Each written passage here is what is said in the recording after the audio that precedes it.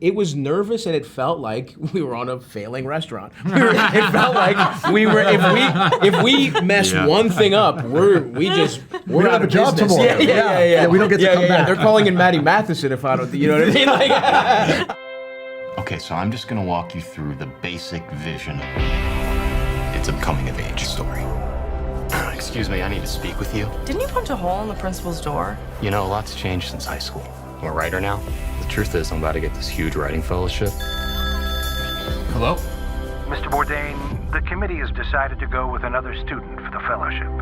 Hello, gentlemen. How are you doing? I'm wonderful. What a beautiful film that tells us a perfect snapshot of the beginnings of Anthony's life. Dominic, I'm going to start with you. What was it like fully becoming Anthony Bourdain? Is there a specific quirk or characteristic that stood out for you that you really wanted to narrow in on?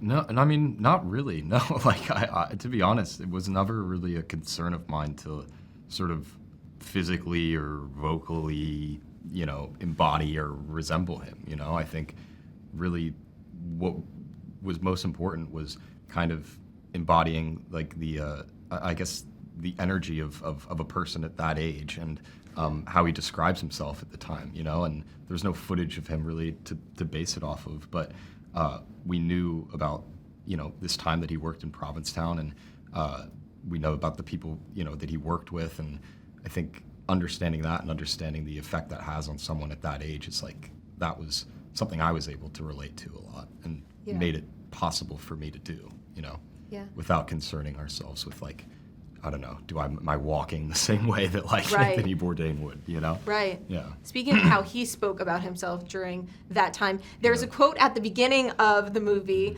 that Anthony says where he says he kind of needed to get his ass kicked a little bit back then. So can you talk about kind of showing that version of Anthony that we aren't necessarily familiar with? I think the idea is that people look at Anthony Bourdain and I almost worship him in a way because he seems like he's totally unflappable and nothing bothers him and he's above everything. And I don't mean that in an arrogant way, but you think of him as socially invincible. Yeah. And I think that showing that not only did he not begin this way, but he began as the same anxious, self-concerned, I won't say narcissistic, but like exposed nerve desperately trying to hide in his own skin. I think that's actually a hopeful message as opposed to a negative one. I think people prefer the idea that their role models, their heroes, or the people that they look up to are really, I won't say cursed because it's a blessing, but I would say they contain all the same weaknesses and insecurities that everybody does. Yes, human. And so to humanize somebody like this, as you say, it was the only way to tell this story that I think would hold people's interest, because so many biopics instead try to pile on the already existing mythos of somebody being like, yes, you know they're a god and here's why. Yeah, and we walk out and we're like, I knew I loved that person. You know? And then there's a time and a place for that type of mythologizing. I think American film is great at that. But this was an opportunity to tell a story that would be useful to people who aren't feeling superhuman. Absolutely. And Dominic, what was it like actually getting your ass kicked in this film? Because Antonio just told me that he had a really fun time sort of throwing the water on you in the morning. Yeah, I mean, it was fun. I mean, I like doing that kind of stuff. I mean, especially like getting punched in the face. Like that stuff is fun. It's in movies, you know. Antonio waking me up in the morning isn't the worst thing in the world. Yeah, I mean, well, it was like super. Little different. True. Yeah.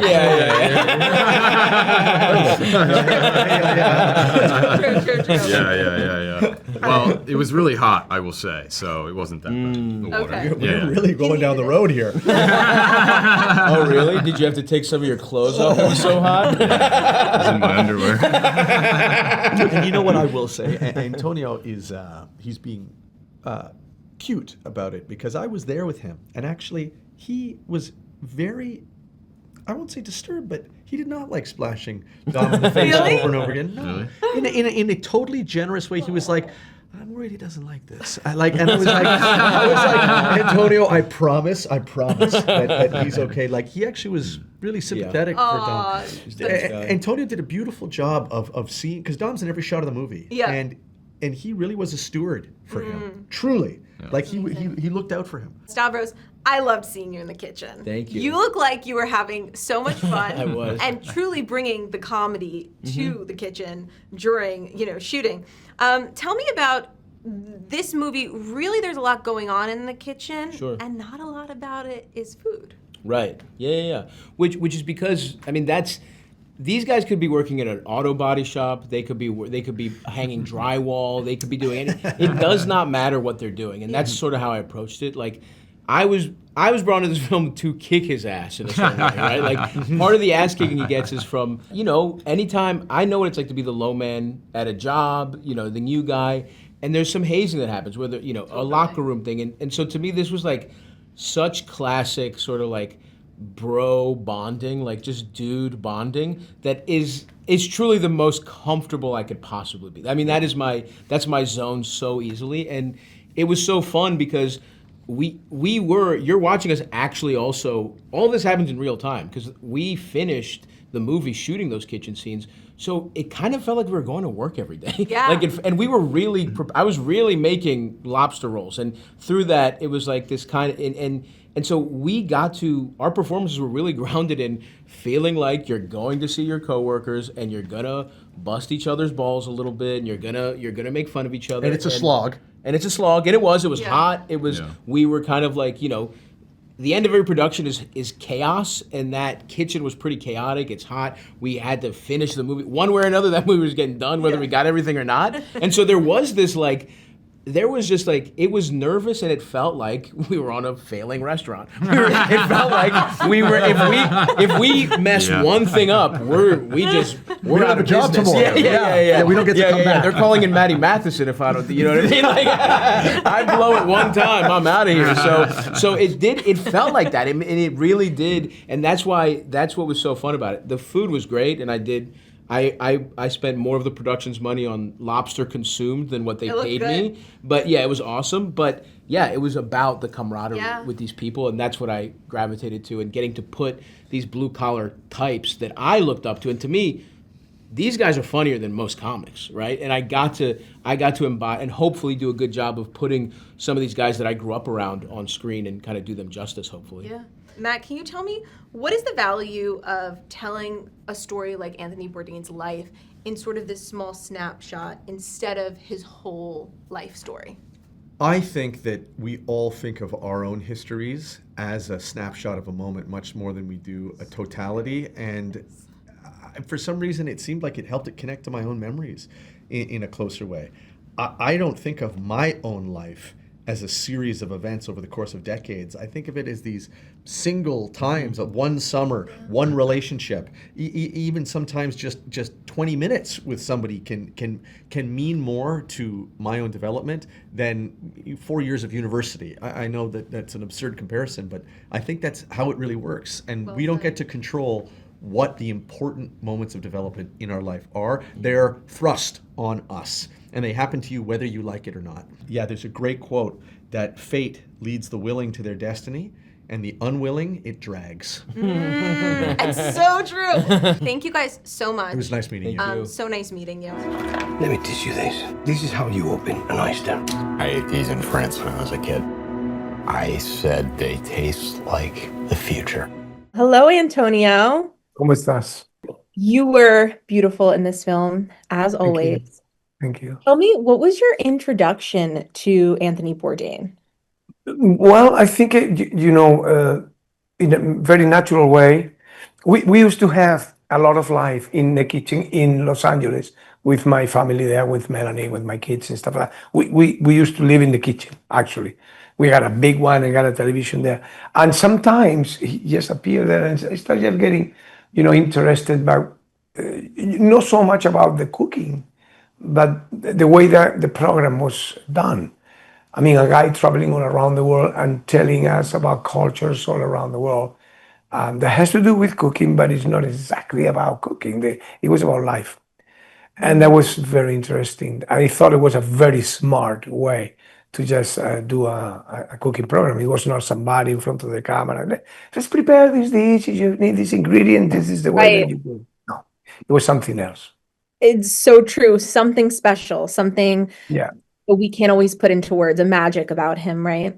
Your correct. character specifically, did you take inspiration from any real life chefs, anyone you've met in real life that you were inspired by in the kitchen? I mean, we have 3 Michelin star here in Malaga called Dani Garcia, who is a very good friend of mine. But that is a level, of excellence that I am not looking for that in my restaurants. My restaurants are inspirational. They are very good food, but accessible.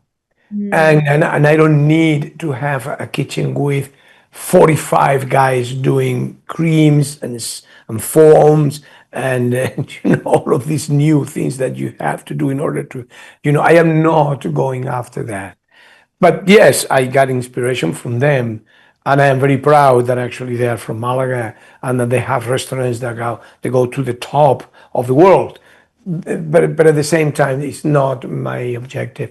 I got great cooks. I got great chefs in my kitchens, and they keep a level, which is what I want, and at the same time a level that allow me to have a ticket of 40, 35 euros Yeah.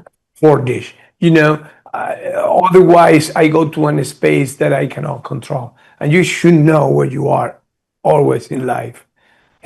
Yeah, good food is good food. I'm from Jersey. We don't need the foam or the pretty aesthetic. We just Yeah, need the good food, right? yeah, So exactly. we talk about all the buckets of water that you threw on sweet Dominic for this shooting of this film.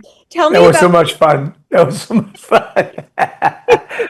It was a lot of fun. I'm so sorry to say that, but yes, there are certain things that you can do in movie that you will never do in real life, yeah. and just the repetition of those, and the kid was so patient with me.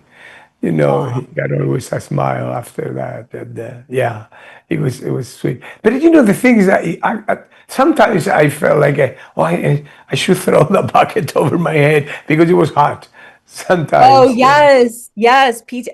You shot in the summer, I imagine, in P-Town. Yeah. yeah. We were Yes. in Cape Cod and all that area, yeah, and Newport. It was very beautiful actually, and we were involved by the environment that we are trying to represent. So we saw fishermen all day long there with their boats going in and out of the ocean, and then all the restaurants actually. The main things are lobster, and so it was very good to shoot there because we were immersed in that universe. Yeah. Can you just talk a little bit about how you created this chaotic nature in the kitchen, but specifically in this film, the food wasn't necessarily the most important thing going on. No, the movie is talking about life, basically. We use the kitchen, as I think actually Anthony Bourdain did, to Yes. talk about life and diversity, and the fact that if we do something together and we get, the union that you need to you do something extraordinary, you can do it. I mean, that lobster thermidor was excellent. But then we were unlucky, and I lost my restaurant. But the thing is that the whole entire movie is about life, and it's also about the fact that not all the time an older person that can be your mentor can be right. In fact, I go to propose something to him at a certain point in the movie, thinking that I'm gonna get out of that conversation victorious because I am offering him a way to learn to live, and he says no. He says no. I don't want to be the rest of my life in the kitchen. I want to do. I want to write. I want to do some other things. And that says a lot about Anthony Bourdain. His mind was in something bigger, something that actually can connect with life in a very direct way. I think it was probably later on that he discovered that you can do it through the kitchen. that you can actually do it. You can connect with people all around the world through cooking and food. And but that came later. That came in later in his life. I don't know. Also the way that Matt Johnson was putting together the narrative of the movie was very interesting because he got personality. When you do a movie, always you are expecting to find somebody that has a way that is different to the normal way. And Right. and he does have that. There is something about him that makes the movies slightly different. There is a drop of something that I don't know what it is because I mean, while we were shooting, he was a very fun guy just to work with. He is very good with actors. He treats you very beautifully. He's always supportive, like almost in a very sportive way. It's almost like you are playing soccer or something. Like, Yeah. yeah, yeah. So it's behind you like that, and it's like, oh wow, you feel great when you go home, and at the end of the day, working, you just get in the shower and say, yeah, I did great, because he's selling that all the time. So that creates a beautiful environment on the set. So and that is very important. If you have a set that the environment is not good, it goes to the screen, and it's not nice. And so yeah, he believes in what he does. That's so important.